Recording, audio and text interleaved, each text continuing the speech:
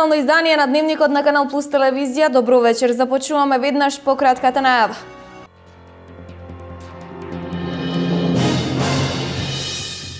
Во организација на Министерството за здравство и Светската здравствена организација во Берово се одржува работилница заедно за здравието на сите до 2020 година.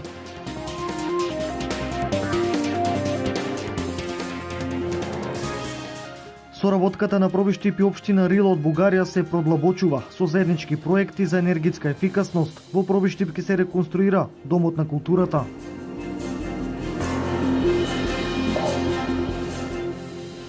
Во 5 општини во Македонија, меѓу кои Штип, ќе се спроведува обука за жените од етничките заедници со цел да бидат поконкурентни на пазарот на трудот.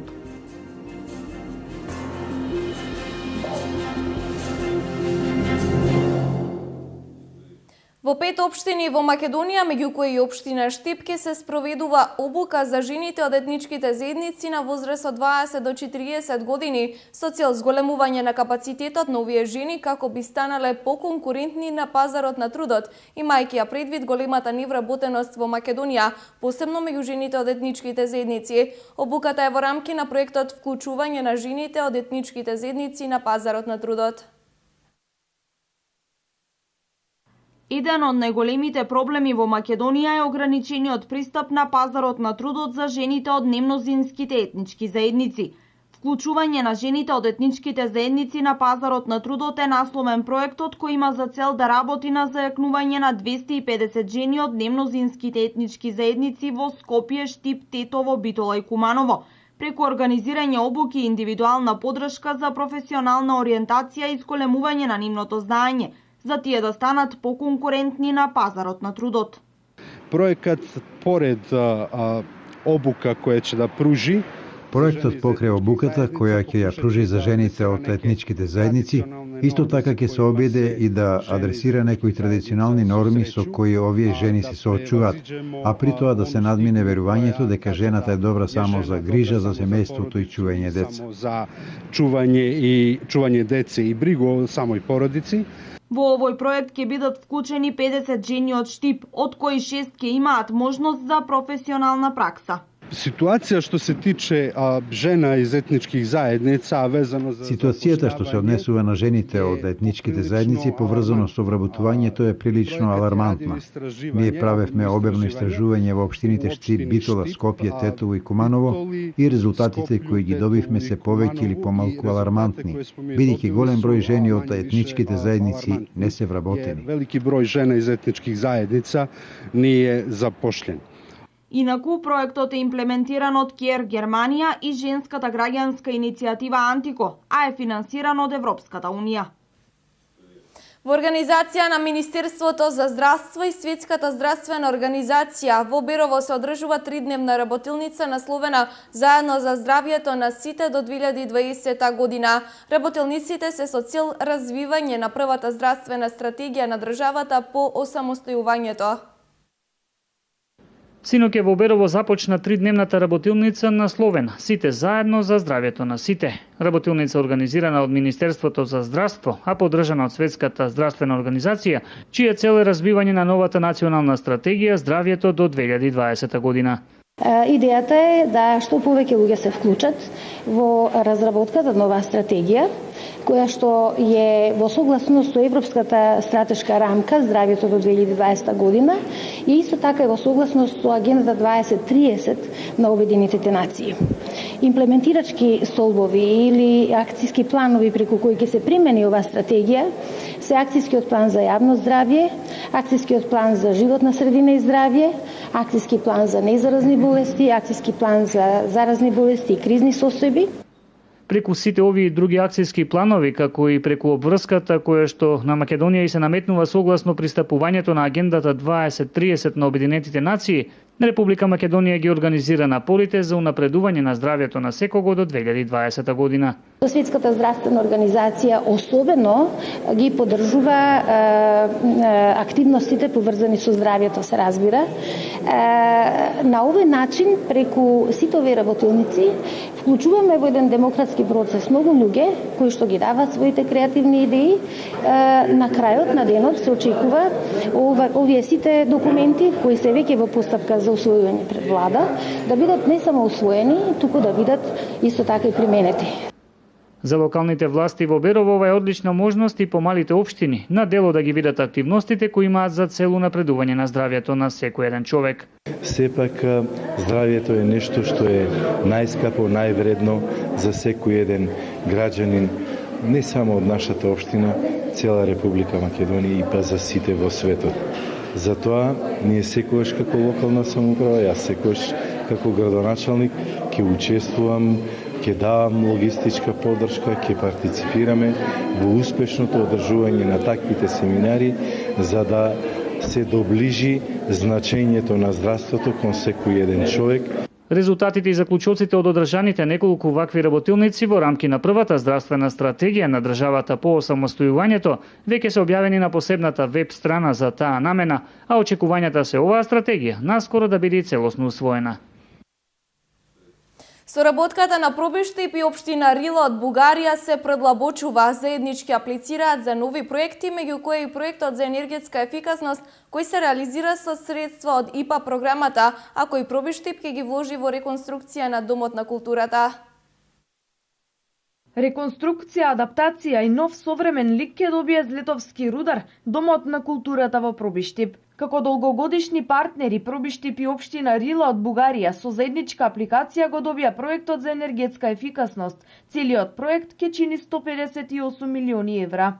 Со проектот се опфатени целосна реконструкција на кровот на оваа зграда, поставување на комплетно нови врати и прозорци и исто така изградба на фасада енергетска ефикасна со изолација, со што и исто така и сончеви колектори кои што ќе се користат за загревање на водата во зградата. Со овој проект ќе створиме предуслови за втората фаза, а тоа е внатрешно уредување. Овие средства ќе бидат обезбедени во наредниот буџет на општина Пробиштип. За штедење време на граѓаните, подобра услуга и поефективна работа, во оваа зграда ќе биде преместена и општинската администрација. Комплетно општинската администрација да биде овде, бидејќи сега навистина имаме проблем со канцелариите кои што се во собственост на општината, се во две згради и во едната зграда се присутни повеќе министерства, со што ја отежнуваме услугата која што ја нудиме кон граѓаните, односно ги шетаме од една во друга зграда, а овде е сосема соодветна зграда и во наредната година се надевам дека општина Пробиштип ќе биде преселена токму во оваа зграда. Канцелариите од општинската зграда се предвидува да им бидат отстапени на оделението за урбанизам, оделението за инспекција и едношалтерскиот систем, а останатите канцеларии ќе им бидат изнајмени на министерствата. Финансиските средства за реализација на проектот се обезбедени преку донација од ИПА фондовите од меѓуграничната соработка помеѓу Република Македонија и Република Бугарија. Штипскиот градоначалник Захариев е во обиколка на селата за да ги слушне потребите на луѓето кои подоцна ќе бидат вметнати во програмата за работа на локалната самоуправа во наредната година. Денес ги посети лакавичките села Драгоево и Селце. Во програмата за нови инфраструктурни проекти за до година значено место во Штипки имаат селата. Во повеќето од нив во изминатите 3 години се изградија многу улици и патишта, се поправија дотрените изградија нови водоводи, плоштади, како што е примерот со Драгоево и Селце. Таму денес беше градоначалникот Захариев со соработниците за да слушне што уште им недостига за подобар живот. Па жители има околу 250 жители во Драгоево, али повише има некои жители што живеат во градот, али полека се враќаат навака. На нас за сега патот што кажуваме за во селото, што регионалниот пат за влезо во селото што доваѓа према Селце да се уште тоа дотера и Домо на културата. Јас живеам во градот, меѓутоа овде ми е работата во селото. Јас работам со сточарство и земјоделие. Па за сега во селото е добро, патиштата веќе ни ги направија, добро, останува уште делот до црквата Свети Спас да се направи асфалт. Во Драгоево покрај изградба на Домот на култура, повторувам. Во Драгоево покрај изградба на Дом на културата, за кој веќе се изготви проект во износ од 350.000 евра, ќе се продолжи во останатиот дел. Барањето на жителите од оваа наслаба за идната година е да се направи патот од селото до манастирот Свети Спас, што е решливо. Од финансиски аспект мислам дека можеме да издвоиме средства како општина да го направиме тој дел. И уште 2 улици во горниот дел од селото кои не беа завршени оваа година, да ги завршиме идната година. Соседното село Селце представува пример за соживот на повеќе етнички заедници. Овде досега се изградени улици до секоја куќа, водоснабдувањето го презеде јавното предпријатие ИСАР, со што се создадени солидни услови за живот. Но тука не се застанува. Тој тренд ќе продолжи, ветува градоначалникот Захариев. Планираме да направиме проект од село Селце до 11 км на регионалниот пат Штип Радовиш, со што ќе го скратиме патувањето до село Селце, а луѓето нема да ќе го избегнуваат патот кој оди преку селото Драгоево. Преку јавното предпријатие за државни патишта притискаме, заедно лобираме да се издвојат пари да го реконструираме патот од 4 километар преку Драгоево до село Селце. И лично мислам дека условите кои ги имаат овде за земјоделие, посебно за сушарство, пчеларство, полјоделство, па и тутуно производство, ќе направат да тие луѓе останат овде. Улиците асфалтирани, луѓето си понаш мислам како да е во град, не да се плаши дето да му испадне како што беше на улица, да дое кал, да е такво. Прекрасна работа, значи нема што да се повеќе каже за направеното од страна на локалната самоуправа. Уредувањето на кејот на река Отиња влезе во завршна фаза. Деновиве завршува изградбата на коритото на река Отиња кај Стопанска банка, со што за уредување останува уште делот кај Штипско ново село. Овој проект, освен што му дава нов лик на градот, представува превенција од евентуални поплави. Како координатор на најголемиот проект на општина Штип, уредување на кејот на река Отиња, слободно можам да кажам дека проектот влезе во завршна фаза. Во координација со јавните предпријатија Штип и ИСАР,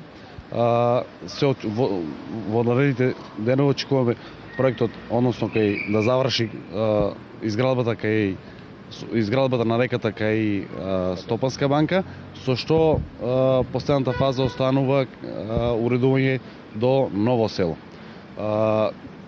Со овој проект штипјани ќе добијат многу, односно веќе добија многу. Во овие 3,5 години успеавме да го направиме коритото, успеавме да направиме пешачки зони, значи да ги користат пешачките зони, зони за спортска рекреација во самото корито. Успеавме да направиме, да го уредиме слободно можам да кажам, руго кој што беше во реката. Делот кон ново село ќе биде сличен како и тука, меѓутоа ќе имаме дополнителна измена во долниот дел на реката, превидејќи сите количини на вода влегуваат. Доле е многу поширока, многу пообемна водата, поголема количина на вода имаме, со што дополнително значи начинот на решавање на регулација на реката ќе биде речиси сличен како и во горниот дел, односно секаде каде што е направено. Семејството Ѓоргиевски од Делчевското село Звегор бара обештетување за пожарот кој се случи на 13 октомври годинава, а во кој изгоре помош на просторија и добиточна храна. Пеплосаните греди се уште сведочат за трагедијата на ова семејство. Од пожарот кој што на 13 октомври околу 21 часот избувна во дворот и помошната просторија на семејството Горгиевски од село Звегор, останаа само пеплосаните греди и изгореното сено за добитокот. Здравко Горгиевски за настанатата штета чека обештетување и расветлување на причините од што и како настанал пожарот. Тамо што полегнаме 15 до 9 прекачили се там на дворот, беше заклучено тие, од тука дошли со сколите и звонили и вика Здравко, стани, плената ти изгореа, кога станах и пожарната дојде и се, и она блува один, прво там блуваше, оттам се расшили на тука и току дојде пожарната, милиција туа. Јас сакам таа, ако има некоја помош да ми помогнат, јас сам туа околу 3.000-4.000 евра само таа зграда кошта. Сега дадох 1.200 евра там за кров.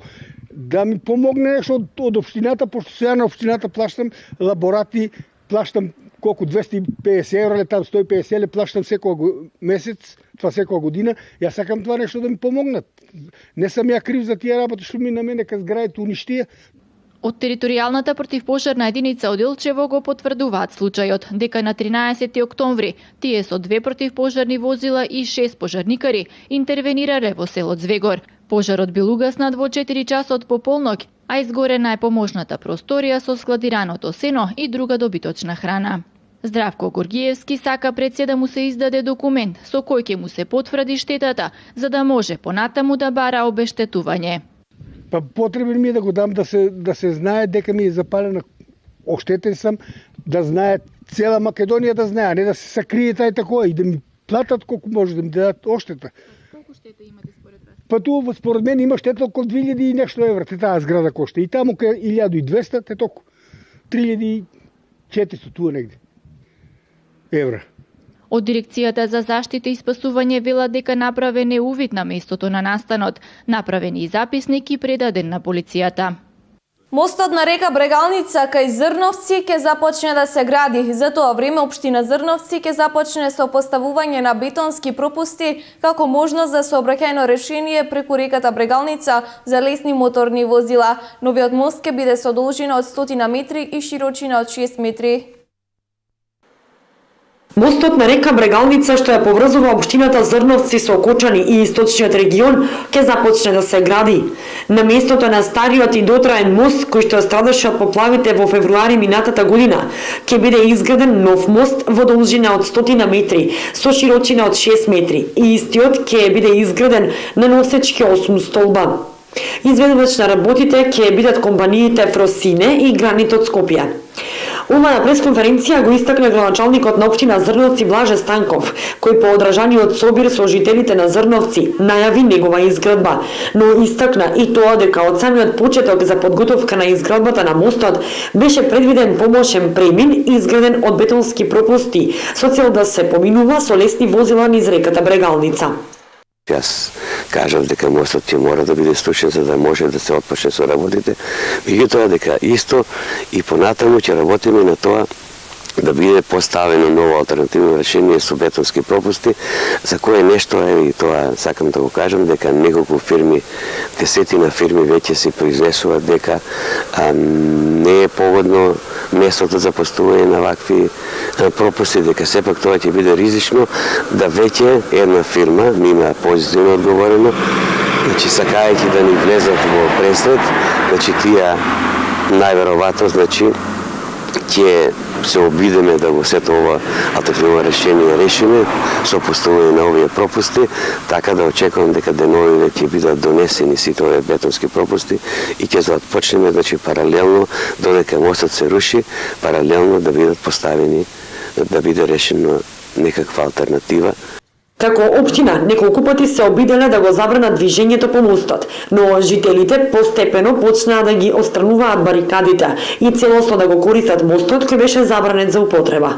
Навистина, значи овде сакам да потенцирам дека мостот е оштетен, а предупредени сме дека може да дојде до целосно рушење на мостот, мостот е навистина опасен. Јас од тие причини свикав собир на граѓани во саботата навечер. Драго ми е што навистина присуството беше многу големо. Мојата намера и цел беше, значи, да ги известам граѓаните за новото сообраќајно решение. Меѓутоа дека и понатаму не се откажуваме од идејата за поставување на бетонски пропусти кои што би биле своевидна алтернатива, барем, значи, во одреден период додека не се зголемат водите во реката Брегалница. Финансиските средства се обезбедени од Европската Унија од програмата за штети од поплавите 2015. Овие средства се добиени преку UNDP, која спроведува тендерската постапка за реализација на мостот. Градоначалникот Станков истакна дека од објективни причини избраниот изведувач, компаниите Фросине и Гранит не започнале со работа, бидејќи се уште во процедура било обезбедувањето согласности од надлежните институции за да започнат работите на мостот. Инаку и покрај бурните реакции од одредени граѓани на собирот, сепак жителите на општина Зрновци на заедничкиот собир беа категорични во оценката дека крајно време е проблемот со мостот на реката Брегалница да биде решен. Локалитетот Коколов Рит е комплексна археолошка локација која опфаќа период од праисторијата од 3-тиот милениум пред нашата ера, а последните откриени наоди се датираат од 4 век од нашата ера.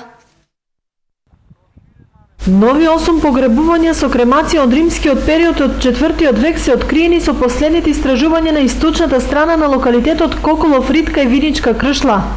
Локалитетот Коколов Рит се покажа како доста комплексен локалитет. Значи тој првично беше регистриран како праисториски локалитет, тубуларна некропола, Меѓутоа, ние со истражувањата кои што траат од 2011 година до 2016 година, утврдивме повеќе хоризонти на користење на овој простор. Археолошките наоди кои се откриени во гробовите ќе ја надградуваат веќе постоечката поставка во музеот Теракота.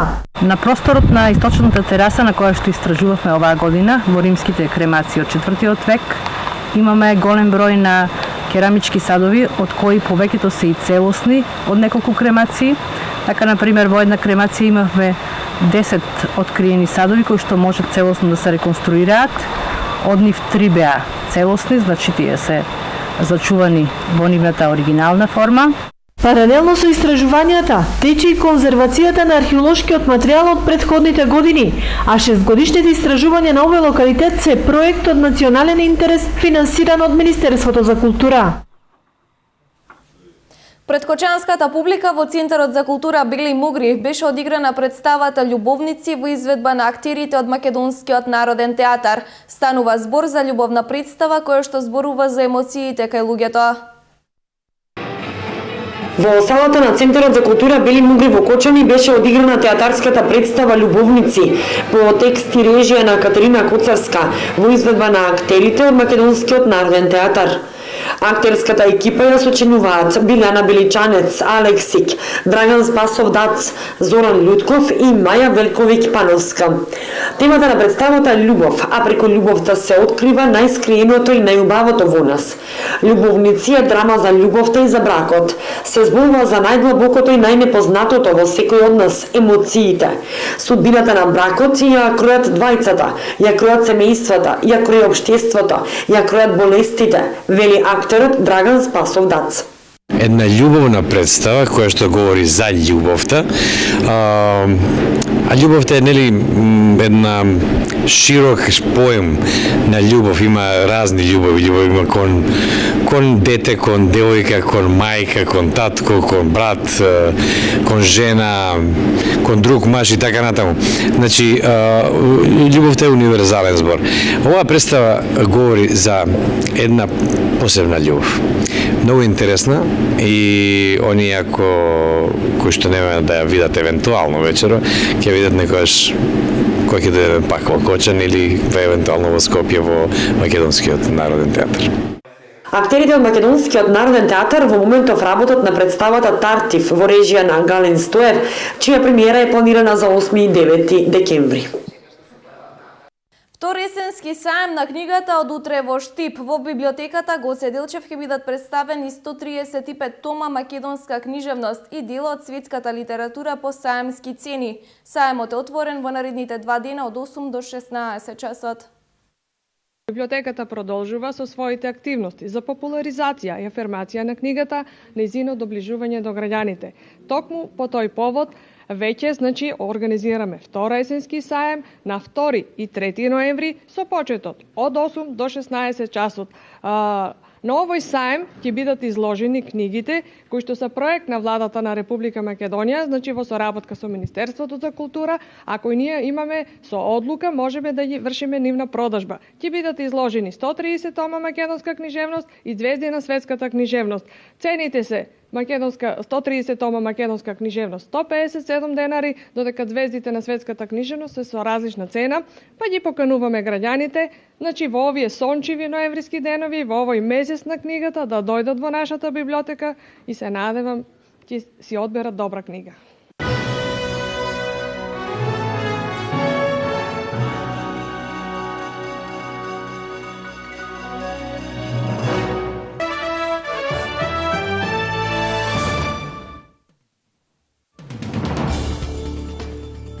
Купен износ од 246 милиони долари е проневерен и префрлен на сметки на поединци во корист на обвинетите, изјави Менделес на пресконференција. Државниот обвинител на Ел Салвадор Даглас Менделес објави дека поранешниот председател на таа централноамериканска држава, Елиас Антонио Сака, украл 246 милиони долари државни пари. Сака и уште 6 други лица беа уапсени минатиот викенд. Неколку компании поврзани со роднина на Сака се под истрага со судски налози. Сака и 6 други осомничени лица, меѓу кои тројца актуелни од владата на Ел Салвадор, беа уапсени во викендов под обвиненија за проневера и перење пари. Канада планира да ги укине сите визни ограничувања за бугарите и романците од 1 декември 2017 година, изјави министерот за имиграција Џон Мекалум. И двете страни инсистираат да ги укинат визите за да ја одобрат спогодбата за слободна трговија меѓу Канада и Европската унија. Според Мекалум, ова одлука покажува дека владата на Канада ги става на поширока основа односите со двете земји. Собствениците на куќиња во Хрватска најверојатно од 1 јануари 2017 година ќе плаќаат на државата данок во висина од 100 евра поради нивните миленици. Како што пишува Слободна Далмација, хрватските власти планираат да донесат закон за заштита на животните, а токму оваа одредба ќе биде составен дел од предлог законот. Јавната расправа за овој предлог е завршена. Хрватското министерство за земјоделство ги разгледува одговорите на доставените коментари. Ако државата се одлучи за воведување на овој данок, тој ќе биде наметнат на околу 350.000 лица, кои се регистрирани како собственици на куќиња. Представниците на Министерството за земјоделство сметаат дека со воведувањето на овој данок ќе се испрати порака до собствениците на куќиња со цел да осигураат контролата за размножување на нивните мелиничиња. Именно идејата е да не се даночат собствениците на стерилизирани куќиња, како и оние кои вдомиле улично куќе. Се наведува дека ова решение го поддржуваат издруженијата за заштита на животните.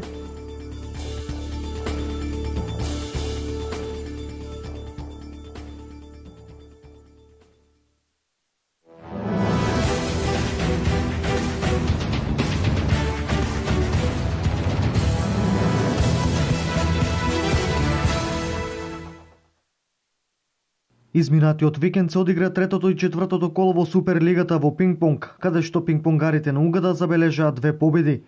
Во третото коло пинг-понгарскиот клуб на Угада извојува победа против екипата на Младост од Прилеп со резултатот 5:3. Во четвртото коло во градското дерби во надпреварот кој се одигра во Штип, екипата на Гоце Делчев забележа уште една победа против екипата на шампиони ФАСО резултатот 5:2.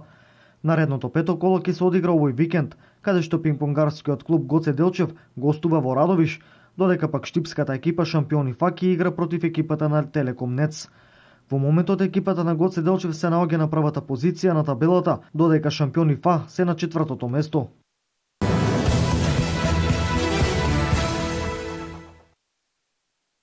Трет ден од подготовките на мачката ракометна репрезентација на Македонија за ноемвриските квалификацијски дуели за Европското првенство во Хрватска во 2018 година. По вчерашното пристигнување на интернационалците, селекторот Лино Червар на располагање ги има сите повикани ракометари. Во квалификациите за Европското првенство ќе игра и штипјанецот Мартин Поповски од ракометниот клуб Вардар, кој што беше повикан од селекторот Лино Червар. Првиот дуел од овие квалификации црвено-жолтите ќе го одиграат утре против Украина, додека во сабота гостуваат на Чешка. По завршувањето на квалификациите за Европското првенство, нашите ракометари ќе ги започнат подготовките за Светското првенство во Москва, каде што ќе одиграат и 2 контролни надпревари со репрезентацијата на Русија. Инаку Светското првенство во ракомет ќе се одржи во Франција, а Македонија ќе се соочи со Шпанија, Словенија, Исланд, Тунис и Ангола.